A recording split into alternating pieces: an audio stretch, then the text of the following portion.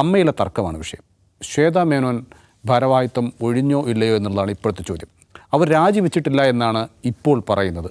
അവർ രാജിവെച്ചു എന്നൊക്കെ അവർ മാധ്യമങ്ങൾക്ക് മുന്നിൽ പറഞ്ഞെങ്കിൽ തന്നെയും അവർ ഔദ്യോഗികമായി അങ്ങനെ ഒരു കത്ത് അമ്മയ്ക്ക് നൽകിയിട്ടില്ല എന്നവർ പറയുന്നു.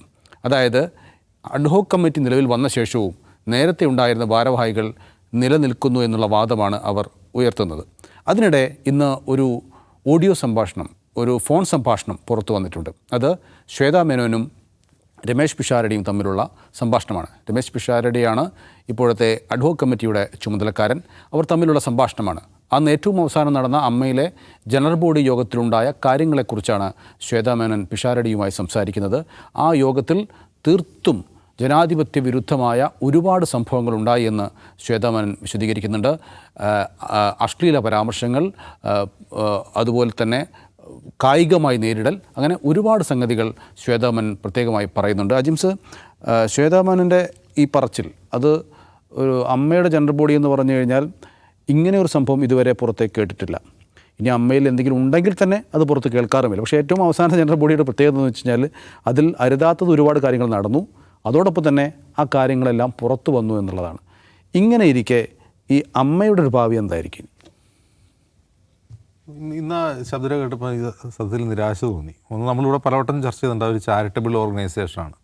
ഒരു ചാരിറ്റബിൾ ഓർഗനൈസേഷൻ ചെയ്യുന്ന പണികൾ എന്ന് പറഞ്ഞാൽ ചാരിറ്റി പ്രവർത്തനങ്ങളാണ്. ആ ചാരിറ്റി പ്രവർത്തനങ്ങളിൽ ക്രമക്കേടുകൾ ഉണ്ടെന്നുള്ളതാണ് ഇപ്പോൾ ഏറ്റവും പ്രധാനപ്പെട്ട പ്രശ്നം. അൻസിബ ഉയർത്തിയ വിഷയം അത് നമുക്ക് വേറെ തന്നെ ചർച്ച ചെയ്യാവുന്ന വിഷയമാണ്. ഇത് ഈ സംഘടനയുമായി ബന്ധപ്പെട്ട് നോക്കുകയാണെങ്കിൽ ഈ ചാരിറ്റി പ്രവർത്തനങ്ങളിൽ കയറ്റുമായിരുന്നു. അതാണ് അതിൻ്റെ ഒരു പ്രശ്നം. അപ്പോൾ ഇതിനു മുമ്പുള്ള ഭരണസമിതിയുടെ കാലത്ത് നടന്ന കാര്യങ്ങൾ, ആ കാര്യങ്ങളിൽ കണക്ക് പരിശോധിക്കണം എന്നുള്ളതാണ് ഇപ്പോഴത്തെ ശ്വേതയുടെ ഡിമാൻഡ്. നമ്മൾ മനസ്സിലാക്കണം. കഴിഞ്ഞ ഭരണസമിതിയുടെ കാലത്തെ ക്രമക്കേടുകൾ ബാബുരാജ് ഉണ്ടായിരുന്ന കമ്മിറ്റിയിൽ. അപ്പോൾ അത് ഇപ്പോൾ നിങ്ങൾക്ക് പരിശോധിക്കാൻ കഴിയുമോ എന്നുള്ളതാണ് ഒരു ക്വസ്റ്റ്യൻ. ആ കണക്ക് നിങ്ങളായിരുന്നു പരിശോധിക്കേണ്ടത്. നിങ്ങൾക്ക് പിന്നെ ഇവരുടെ കാലത്തെ കണക്കും കഴിഞ്ഞ കാലത്തെ കണക്കും, ആ കണക്ക് നിങ്ങൾക്കിനി പരിശോധിക്കാൻ പറ്റുമോ? അതോ നിങ്ങളിനി പരിശോധിച്ചാൽ നിങ്ങളുടെ ഉത്തരപേപ്പർ നിങ്ങൾ തന്നെ നോക്കുന്ന പോലെയല്ല എന്നാണ് പിഷാരടി ചോദ്യം. ഇതിൽ നമ്മൾ മനസ്സിലാക്കേണ്ട ഒരു കാര്യം, ഇതിൽ വൻതോതിൽ അഴിമതി നടക്കുന്നു എന്നുള്ളതാണ് ഒരു പ്രശ്നം. അപ്പോൾ ഇതൊരു ട്രസ്റ്റ് ആയതുകൊണ്ട്, ഒരു ട്രസ്റ്റിൻ്റെ സ്വഭാവത്തിലാണല്ലോ അത് പ്രവർത്തിക്കുന്നത്. ആ ട്രസ്റ്റിൻ്റെ സ്വഭാവത്തിൽ പ്രവർത്തിക്കുമ്പോൾ അതിന് കൃത്യമായ ഓഡിറ്റിംഗ് ഉണ്ടോ? അപ്പോൾ അവിടെ ശ്വേതം ഉന്നയിക്കുന്ന ഒരു ആവശ്യം ഒരു ഫോറൻസിക് ഓഡിറ്റിംഗ് ആവശ്യമാണ്. ഫോറൻസിക് ഓഡിറ്റിംഗ് എന്ന് പറഞ്ഞാൽ എന്താ ഉദ്ദേശിക്കുന്നത്? അതായത് ഈ ബില്ലുകളും രേഖകളും അതൊക്കെ വ്യാജമാണ് എന്ന് ശ്വേതയ്ക്ക് സംശയമുണ്ട്. അതാണ് അവരെ പറഞ്ഞതിനർത്ഥം. ഫോറൻസിക് ഓഡിറ്റിംഗ് എന്ന് പറഞ്ഞാൽ അതായിരിക്കുമല്ലോ. വ്യാജമായ രേഖകളും ബില്ലുകളും ഉപയോഗിച്ചിട്ടുള്ള ട്രാൻസാക്ഷൻ അവിടെ നടന്നിട്ടുണ്ട് എന്നാണ് അവർ ആ പറഞ്ഞതിനർത്ഥം. യഥാർത്ഥത്തിൽ പിഷാരടി ആർക്ക് വേണ്ടി സംസാരിക്കുന്നത്? അതൊരു ക്വസ്റ്റ്യൻ ആണല്ലോ. പിഷാരടിയുടെ റോൾ എന്താണ്? പിഷാരടി ഒരു ജനപ്രതിനിധി കൂടിയാണ്. പിഷാരടി സംസാരിക്കുന്ന യഥാർത്ഥത്തിൽ ശ്വേതയ്ക്കെതിരെ ആരാണെന്ന് തിരിഞ്ഞാൽ അവർക്ക് വേണ്ടിയാണ് സംസാരിക്കുന്നത്. ഒരു ഇടനിലക്കാരനെ പോലും സംസാരിക്കുമെങ്കിൽ പോലും പിഷാരടിയുടെ ആ സംസാരത്തിൻ്റെ ടോണിലെല്ലാം ബാബുരാജിനെയൊക്കെ കവർ ചെയ്യുന്ന ഒരു ടോണാണ് അതിലുള്ളത് ആ സംസാരത്തിൽ. അത് ആ ശബ്ദരേഖ പുറത്തു വന്നത് തന്നെ നോക്കൂ, ഇവർ അവർക്ക് വേണ്ടി ഇടപെടുന്നു എന്ന് മറ്റുള്ളവരെ അറിയിക്കാൻ വേണ്ടിയായിരിക്കുമല്ലോ സ്വാഭാവികമായിട്ടും. ഇതാണ് അതിലൊരു പ്രധാനപ്പെട്ട പ്രശ്നം. അപ്പോൾ മറ്റൊരു കാര്യം, ആ ജനറൽ ബോഡിയിൽ നടന്ന കാര്യങ്ങളെക്കുറിച്ച് പറയുന്നതാണ്. മൈക്ക് തട്ടിപ്പറിക്കുക, കയ്യേറ്റം ചെയ്യുക, ആ ചെയ്ത ആളുകളുടെ പേരും വരുന്നുണ്ടല്ലോ, പേരും പറയുന്നുണ്ട്. അപ്പോൾ ഇതൊരു ഹേമ കമ്മിറ്റി റിപ്പോർട്ടിൽ പറയുന്ന പോലെ ഇതൊരു പവർ ഗ്രൂപ്പിൻ്റെ കയ്യിലാണ്. അവർ തീരുമാനിക്കുക, അതൊന്നും നടക്കുന്നില്ല. അവർക്കെതിരെ, ആ പവർ ഗ്രൂപ്പിനെതിരെ ആരെങ്കിലും തിരിഞ്ഞു കഴിഞ്ഞാൽ അവരെ അവഹേളിക്കുക, അവരെ പുറത്താക്കുക, അവരെ ആക്രമിക്കുക എന്നുള്ളത് ഒന്നാലോചിച്ച് നോക്കുക. ഒരു തരത്തിലുള്ള ജനാധിപത്യവും തൊട്ട് തീണ്ടാത്ത ഒരു കൂട്ടമായി ഈ അമ്മ അധപ്പതിച്ചിട്ടുണ്ട് എന്നാണ് നമുക്ക് ആ വോയിസ് ക്ലിപ്പ് കേൾക്കുമ്പോൾ മനസ്സിലാവുന്നത്. മൈക്ക് തട്ടിപ്പറിക്കുക, ഒരാളെ കയ്യേറ്റം ചെയ്യുക, തല്ലാൻ വരിക, ചീത്ത വിളിക്കുക.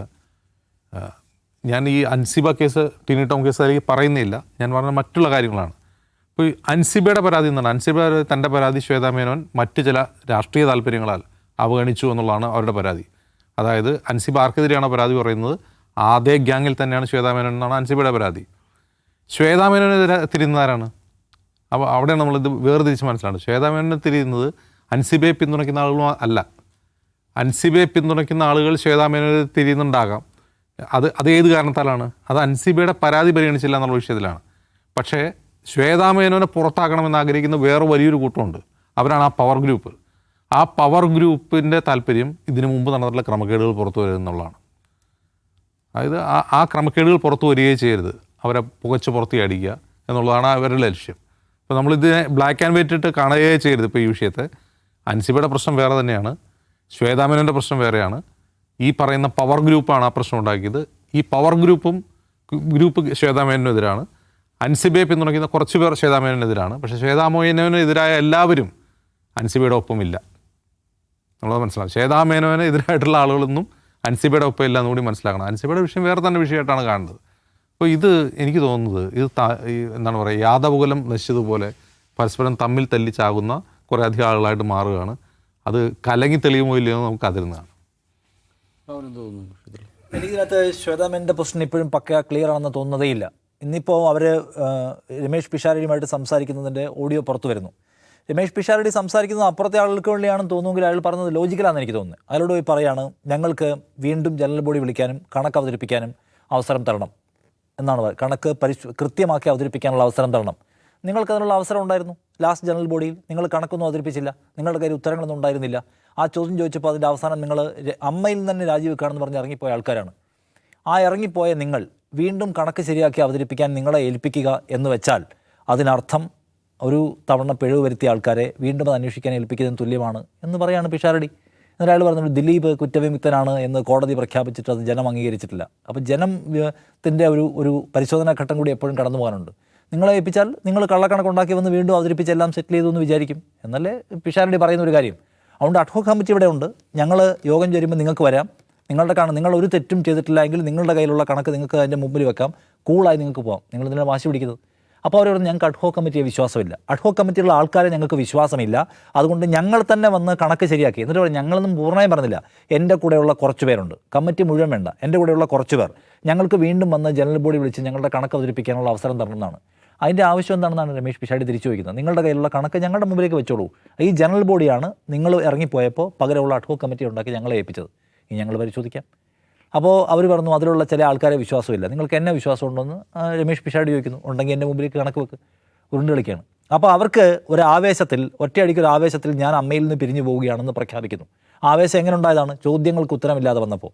അപ്പോൾ അജിംസ് പറഞ്ഞു കേട്ടു അവർക്ക് ഇതിന് മുമ്പുള്ള കണക്കുകൾ മുഴുവൻ പരിശോധിച്ചെല്ലാം വ്യക്തത വരുത്താൻ വേണ്ടി പ്രയത്നിച്ച ഒരാളാണ്. അങ്ങനെയൊന്നുമില്ല. അവർ ആ പ്രശ്നം ഉന്നയിക്കുന്ന തന്നെ അവരുടെ കണക്കുകളൊന്നും കൃത്യമായിട്ട് ജനറൽ ബോഡിക്ക് മുമ്പ് വെക്കാൻ പറ്റിയില്ല. വൻ തോതിലുള്ള തട്ടിപ്പ് അവരുടെ ഭരണകാലത്ത് അതിനകത്ത് നടന്നിട്ടുണ്ട്. 20 മിനിറ്റ് പരിപാടി അവതരിപ്പിക്കാൻ സ്റ്റീഫൻ ദേവസിക്ക് കൊടുത്തത് 15 ലക്ഷം രൂപ. അമ്മയുടെ പരിപാടിക്ക് അത്രയും സ്റ്റീഫൻ ദേവസി വാങ്ങിക്കുന്നുണ്ടാവാം, പിന്നെ അയാളും ഞാൻ പൈസ വാങ്ങിച്ച് സമ്മതിക്കുന്നുണ്ട്. അങ്ങനെ നടന്ന ട്രാൻസാക്ഷൻ്റെ ഇടപാടുകൾ നോക്കിയാൽ പലതും ഈ ബാർട്ടർ അടിസ്ഥാനത്തിലാണ് അമ്മയിൽ പരിപാടി നടക്കുന്നത്. അതിനകത്ത് നടന്നിട്ടുള്ള സാമ്പത്തിക ഇടപാടുകൾ കൊടുത്തതിൻ്റെ കണക്കുകൾ ഒന്നിലും ഒരു വ്യക്തതയുമില്ല. അത് ചോദിച്ചപ്പോൾ ഒരു ആൻസറില്ല, അവർക്കൊരു കാര്യത്തിലും വ്യക്തതയില്ല. ആ ഭരണതലത്തിൽ അവർ നിർവഹിക്കേണ്ട ഒരു കാര്യവും പ്രോപ്പറായി നിർവഹിച്ചിട്ടില്ല. ആ ചോദ്യങ്ങൾക്ക് ഉത്തരം പറയാൻ കഴിയാതെ അവരെന്ത് ചെയ്തു? ആവേശത്തിൽ ഞാൻ അമ്മയിൽ തന്നെ രാജിവെക്കുകയാണെന്ന് പറഞ്ഞ് അവരവരുടെ കമ്മിറ്റി ഇറങ്ങിപ്പോയി. പോയി കഴിഞ്ഞ് കുറച്ച് സമയം കഴിഞ്ഞപ്പോൾ അവർക്ക് തിരിച്ചു വരണം തോന്നുകയാണ്. ആ തിരിച്ചു വരണം എന്നുള്ള അവരുടെ ആഗ്രഹം അവരുടെ ഒറ്റയ്ക്കുള്ള ആഗ്രഹമാണെന്ന് എനിക്ക് തോന്നുന്നില്ല. അവരും അവരെ പിന്തുണയ്ക്കുന്ന ഒരു വലിയ ഗ്രൂപ്പ് ഓഫ് ആൾക്കാരുണ്ട്. അല്ല ശ്വേത ഒറ്റയ്ക്കാണെന്ന് ഞാൻ ഒരിക്കലും വിചാരിക്കുന്നില്ല. ശ്വേതയെ പിന്തുണയ്ക്കുന്ന ആളുകളുണ്ടെന്ന് ഞാൻ പറയാൻ കാര്യം, ഇപ്പോൾ ശ്വേത പറഞ്ഞല്ലോ ഞങ്ങൾ ജനറൽ ബോഡിയിൽ പലതരത്തിലുള്ള മോശം കാര്യങ്ങളുണ്ടായിരുന്നു. അതുപോലുള്ള മോശം കാര്യമാണ് അൻസിബയ്ക്കെതിരെ ഉണ്ടായിട്ടുള്ള ജിഹാദി മേത്തച്ചി പരാമർശം. അപ്പോൾ രോഷം കൊള്ളാത്ത വനിതകൾക്ക് പ്രവർത്തിക്കാൻ ഇവിടെ ഇടമില്ല എന്നൊക്കെ പറഞ്ഞൊരു സാധനം ക്രിയേറ്റ് ചെയ്യാണ് ഇവർ. അങ്ങനെ ഉണ്ടെങ്കിൽ അവരാദ്യം അവരുടെ കൺസേൺ ഉണ്ടാകുന്നതിനെക്കുറിച്ചാണ്. തൻ്റെ സഹപ്രവർത്തകയായ അൻസിബയ്ക്കെതിരെ ഉണ്ടായിട്ടുള്ള മേത്തച്ചി ജിഹാദി പരാമർശത്തോട് കർക്കശമായ നിലപാട് അവരെടുത്തിട്ടുണ്ടോ? ഇല്ല. എന്നിട്ട് അവർ പറയുകയാണ് ജനറൽ ബോഡിയിൽ സ്ത്രീകൾക്ക് പ്രവർത്തിക്കാൻ കഴിയാത്ത സാഹചര്യമുണ്ട്. സ്ത്രീകൾക്ക് പ്രവർത്തിക്കാൻ കഴിയാത്ത സാഹചര്യത്തെക്കുറിച്ച് ജെനുവിൻ കൺസേൺ ഉള്ള ആളല്ല ശ്വേത. ഉണ്ടായിരുന്നെങ്കിൽ അവർ അൻസിബയുടെ കേസിൽ അൻസിബയുടെ കൂടെ നിന്നേനെ. നിങ്ങൾ അപ്പോൾ ഈ ഫോൺ സംഭാഷണത്തിൽ പിഷാരടി ചോദിക്കുന്നുണ്ട് നിങ്ങളപ്പോൾ ടിനി ടോമിൻ്റെ കൂടെ നിന്നല്ലേ? ഇല്ല, ഞാൻ കൂടെ നിന്നിട്ടില്ല. ഞാൻ ടിനി ടോമിൻ്റെ കൂടെ നിന്നിട്ടുമില്ല, എതിർത്ത് നിന്നിട്ടില്ല. അതിൻ്റെ ഒരു പൊസിഷനാണ്. അവർ പ്രസിഡൻ്റാണ്. അവർ ആ പ്രസിഡൻ്റായിരിക്കുമ്പോൾ ആ സംഗതി എന്താണെന്ന് ഇൻവെസ്റ്റിഗേറ്റ് ചെയ്തൊരു പൊസിഷൻ എടുത്ത് നിൽക്കേണ്ട ആളാണ്. അവർ പരിഗണിച്ചിട്ടേ ഇല്ല. ഇപ്പം അൻസിബ ഈ കേസിൽ ഒറ്റപ്പെട്ടു പോയി. മഹാതാരങ്ങളടക്കം ഒരാളും അവരെ പിന്തുണച്ചിട്ടില്ല. അവർ പുറത്തിറങ്ങി ഒന്ന് മാധ്യമങ്ങളോട് സംസാരിക്കായിരുന്നു. അവർ ഒറ്റയ്ക്ക് ഫൈറ്റ് ചെയ്യായിരുന്നു. ഒരാളും അവരുകൊണ്ട് പോലീസ് സ്റ്റേഷനിൽ കേസ് കൊടുക്കുന്നു, കോടതി കൊടുക്കുന്നു. ഈ സംവിധാനം എല്ലായ്പ്പോഴും സ്ത്രീകളുടെ പോരാട്ടത്തെ അവഗണിച്ചതുപോലെ ഇത്തവണയും അവഗണിച്ചിട്ടുണ്ട്. അവരൊറ്റക്കാണെന്നിട്ടുള്ളത്. അതിനകത്ത് ഈ സംവിധാനം അവഗണിച്ചു വന്നാൽ ശ്വേതാമേനോൻ്റെ നേതൃത്വത്തിലുള്ള കമ്മിറ്റി അൻസിബയെ ഒറ്റപ്പെടുത്തുകയും അവഗണിക്കുകയും ചെയ്തിട്ടുണ്ട്. അവരൊറ്റയ്ക്കാണ് ആ പോരാട്ടം നടത്തിയത്. അതിനോട് നിശബ്ദത അവലംബിച്ച ശ്വേത ഇപ്പോൾ എന്ന് പറയുകയാണ് ജനറൽ ബോഡിയിൽ അങ്ങോട്ടും ഇങ്ങോട്ടും വർത്തമാനം ഉണ്ടായി, മോശം വാക്കുണ്ടായി, സ്ത്രീകൾക്ക് പ്രവർത്തിക്കാൻ കഴിയുന്നില്ലെന്ന്. എന്ത് വ്യാജമാണ് ആ സ്ത്രീ പറയുന്നതെന്ന് ആലോചിക്കുന്നു. അങ്ങേയറ്റം വ്യാജമാണ് അവരുടെ പൊസിഷൻ ആ കാര്യത്തിലുള്ളത്. എന്നാൽ ഇപ്പോൾ അവർക്ക് അവരുടെ ലോബിക്കും അവരുടെ ഗ്രൂപ്പിനും വൈകാരികമായി നമ്മൾ ഇറങ്ങിപ്പോകുന്നത് അബദ്ധമാണെന്ന് തോന്നുകയും തിരിച്ചു വരാൻ ഞാനത് പെട്ടെന്ന് പറഞ്ഞു പോയതാണ്, ഔദ്യോഗികമായ രാജിക്കത്തൊന്നും അയച്ചിട്ടില്ല, തിരിച്ചു വന്നിട്ട് ആ കമ്മിറ്റിയിൽ ഇരിക്കുകയും കണക്ക് എങ്ങനെയെങ്കിലും അവതരിപ്പിച്ച് ജനറൽ ബോഡിയെ ബോധിപ്പിച്ച് ജനറൽ ബോഡിയെ എങ്ങനെയെങ്കിലും മാനിപ്പുലേറ്റ് ചെയ്ത് വീണ്ടും ആ പദവിയിൽ തുടരാൻ അവർ ആഗ്രഹിക്കുന്നുണ്ടെന്ന് ന്യായമായും സംശയിക്കണം. അല്ലെങ്കിൽ അവർ ഇതുവരെ എടുത്തിട്ടുള്ള എല്ലാ സ്റ്റെപ്പും ജെനുവിനാണെങ്കിൽ ഇതും ജെനുവിനായിട്ട് കാണാമായിരുന്നു. ഇവിടെ അവർ പറയുന്നത് അവർക്ക് ഇവരോട് രമേശ് പിഷാരടി കൂളായിട്ട് പറഞ്ഞു, നിങ്ങളുടെ മുമ്പിലുള്ള കണക്കെല്ലാം എടുത്ത് ഇവിടെ മുന്നോട്ട് വെച്ചോളൂ, നമുക്ക് എല്ലാം നിങ്ങളുടെ നിരപരാധിത്വം തെളിയിക്കാൻ അവസരം തരില്ല എന്ന് അവർ ചോദിക്കുന്നത്. ആ നിരപരാധിത്വം അഡ്ഹോക് കമ്മിറ്റിയുടെ മുമ്പിൽ നിങ്ങൾക്ക് തെളിയിക്കാമല്ലോ എന്ന് പറയുമ്പോൾ അല്ല, ഞങ്ങൾക്ക് ജനറൽ ബോഡി വിളിച്ച് അമ്മയുടെ ഭരണസമിതിയായിട്ട് തന്നെ ഇരുന്ന് തെളിയിക്കണം. അത് നടക്കില്ല എന്ന് പറഞ്ഞു. നിങ്ങൾ ഇറങ്ങിപ്പോയതാണ്, നിങ്ങൾ പരസ്യമായി അമ്മയിൽ ഞങ്ങളില്ല എന്ന് പറഞ്ഞ് ഇറങ്ങിപ്പോയതാണ്. ഇനി തിരിച്ചു വരണ്ട, കാരണം അഡ്ഹോക് കമ്മിറ്റിക്കാണ് ഇപ്പോൾ പവറുള്ളത്. അതവർ സമ്മതിക്കുന്നില്ല. സമ്മതിക്കാതെ അവർക്ക് തിരിച്ചു വന്ന് കമ്മിറ്റിയിൽ തന്നെ ഇരിക്കണം. അപ്പോൾ അതിനകത്തെ ഉദ്ദേശം എന്ന് പറയുന്നത് ന്യായമാണെന്ന് ഞാൻ വിചാരിക്കുന്നില്ല. ശ്വേതാ മേനോൻ്റെ അതിനകത്തെ പ്രവർത്തനങ്ങൾക്കും ഇടപെടലുകൾക്കുമെല്ലാം രാഷ്ട്രീയത്തിൻ്റെ ചൊവയുണ്ടെന്ന് വിശ്വസിക്കുന്ന ആളാണ് ഞാൻ. ഇല്ലെങ്കിൽ അൻസിബയുടെ കേസിൽ അവരൊരു പൊസിഷൻ എടുത്തേനെ. അമ്മ എൻ്റെ ജീവവായുവാണ്, മറ്റു പല സംഘടനകളിലും ഞാനുണ്ട്, അവിടെ ഉള്ളതുപോലെ അമ്മ ഭയങ്കരമായ ജെനുവിൻ സംഘടനയാണെന്നൊക്കെ പറയുന്നവർ പറയുന്നതിൽ അവർക്ക് അവരുടെ ജീവവായു ആയിരുന്നെങ്കിൽ സ്വന്തം സുഹൃത്തായ, സ്വന്തം സഹപ്രവർത്തകയായ, സ്വന്തം കമ്മിറ്റിയിലുള്ള ഒരാൾക്കെതിരെ ഉണ്ടായിട്ടുള്ള ഏറ്റവും മോശമായ സംഗതി അത് ഈ രമേശ് പിഷാരടി ഈ ഓഡിയോ സംഭാഷണത്തിൽ സമ്മതിക്കുന്നുണ്ട്. ഈ ടിനി ടോമിൻ്റെ ഭാര്യ എന്നെ വിളിച്ച് കരഞ്ഞു പറഞ്ഞു ഈ പ്രശ്നം ഒന്ന് പരിഹരിക്കാൻ ഇടപെടണമെന്ന്. ഞാൻ ഇടപെട്ടു. അപ്പോൾ അൻസിബ ഓക്കെ കോംപ്രമൈസ് ചെയ്യാമെന്ന് പറഞ്ഞു. അപ്പോൾ അൻസിബ പറഞ്ഞു ടിനി ടോം വന്നിട്ട് പരസ്യമായിട്ട് മാപ്പ് പറയണം. അപ്പോൾ ഈ ഒരു ഇടനിലക്കാരൻ നിലയ്ക്ക് ഞാൻ പറഞ്ഞു, പരസ്യമായി മാപ്പ് പറഞ്ഞാൽ അയാൾ പറഞ്ഞു സമ്മതിക്കലായി പോയില്ലേ, കാലത്തും അതവിടെ കിടക്കും, അതുകൊണ്ട് നമുക്ക് കോംപ്രമൈസിൽ പോകാം. അപ്പോൾ ടിനി ടോമിൻ്റെ അഭിഭാഷകൻ വിചിത്രമായ ഒരു ആവശ്യം മുന്നോട്ട് വെച്ചു, അങ്ങനെ പറ്റില്ല, അൻസിബ ഇനി മേലാൽ ടിനി ടോമിനെതിരെ ഒന്നും പറയില്ല എന്ന് എഴുതി തരണമെന്ന്. ആ വിചിത്രമായ അസാധാരണമായ ആവശ്യം ഉന്നയിച്ചതോടുകൂടിയാണ് ആ കോംപ്രമൈസ് പാളിപ്പോയെന്ന് അയാൾ പറയുന്നുണ്ട്. അപ്പോൾ ഇതൊക്കെ ഈ സംഗതികളൊക്കെ നടന്നിട്ടുള്ളതാണ്.